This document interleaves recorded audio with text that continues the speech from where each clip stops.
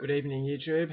Pretty late at night here in Australia, but had a really long day of hockey, so I'm kind of still unwinding. So before I go to bed, I thought I would do a list of my all-time favourite films for now, because who knows, in the future sometime this list might change. But for now, this is my top 5.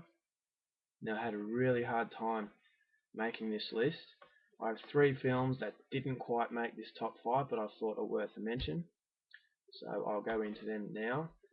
We have The Orphanage, Spanish ghost film.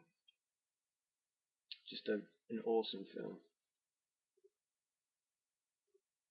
So much about this film is just, the ending's amazing. It's just a really, really good ghost film. Just misses out my top 5. We have Rob Zombie's Devil's Rejects, awesome horror film. I actually, a few days ago, a professional reviewer here in Australia said that the people who like this movie are the same people who sympathise with Charles Manson. Now, what a stupid thing to say. Really, a professional reviewer who does this for a living, to say something so juvenile was just, how does this guy get a job doing this? Complete dickhead. I love this film, and no, I don't sympathise with Charles Manson, and yeah, it's just a really, really well made film. Just misses out. And another film that I had trouble separating my 5th all-time favourite movie and this film, because they're very close to each other, but this just misses out, and that's Inside. French extreme film. I've watched this so many times, I just love it. Just misses out by a whisker. Okay, now we're going to get to my top 5. These are the top 5 films of all time, the ones that I enjoy the most. Number 5, we have Martyrs. And this film shocked me, just really, it's just unforgettable, this film. Words can't describe it. It's an extreme film, so go into this one with caution, because it hit me like a sledgehammer. An unforgettable film, one of the most disturbing films made, and a lot to like about this one. This is goes into my top 5. Well deserved. Number 4, Guillermo del Toro's Pan's Labyrinth. A fairy tale film mixed in with some scenes of brutality. Set in the Civil War in Spain, a little girl escapes the harsh reality of her life. She's the daughter of I think it was daughter or stepdaughter of a sadistic captain in the Spanish army. He does some very brutal things, and she escapes that world by going into her own sort of fantasy world. It's an amazing film. Guillermo del Toro, huge fan of his ever since I saw this one. It's a classic. It's number 4.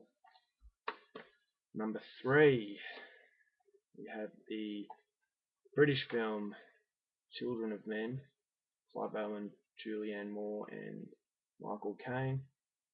Set in the future, no child has been born for 18 years, women are unable to fall pregnant, and the end of the world is looming.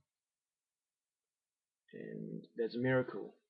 A woman is pregnant, and Clive Owen's character has to protect her. I love this film because the hero of the story didn't have any bullshit powers or the ability to avoid bullets or any of that nonsense. It was just a real sort of quiet hero, if you know what I mean. There's nothing special about him. It was just one man who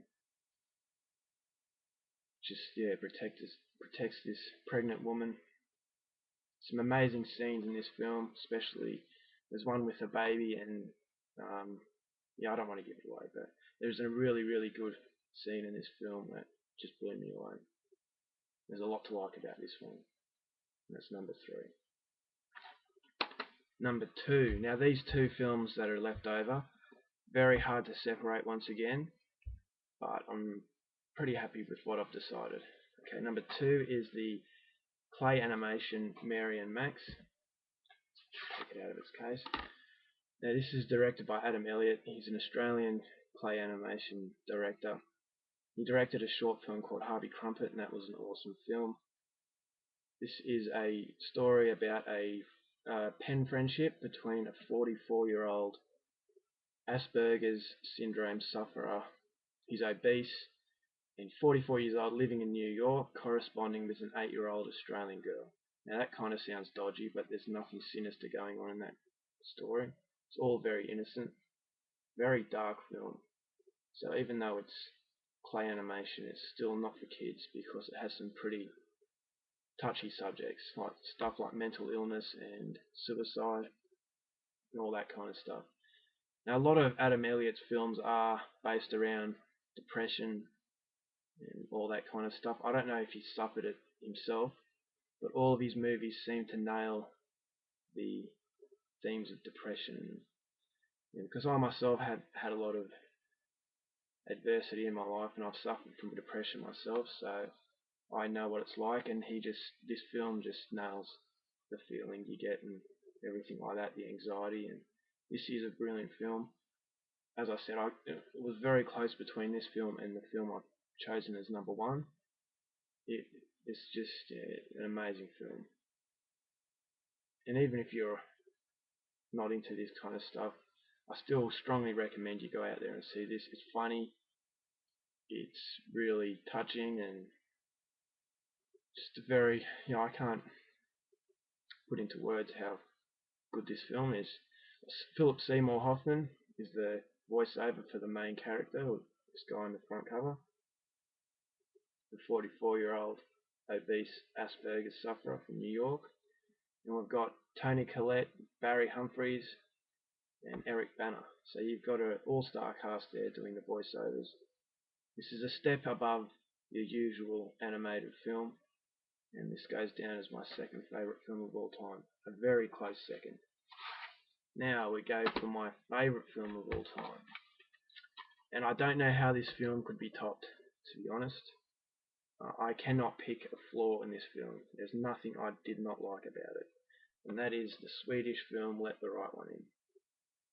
Has everything that you could ask for. It's a horror film, it's a romance film, it's a drama, it's everything. And as I said, I cannot pick a negative about this film. It's just an amazing film. And I don't know why they did a remake. Really makes me angry. But, I probably won't even watch the remake. Because, why do you need a remake when you've got an absolute masterpiece like this? The acting, the atmosphere, everything about the direction, everything about the acting, everything about the story is just a flawless film. And deserving of my favourite film of all time. It's Let the Right One In. Don't even bother with the remake, just get out there and see this one. Alright guys, that's my top 5. Hope you enjoyed it, and I'll see you later. Bye.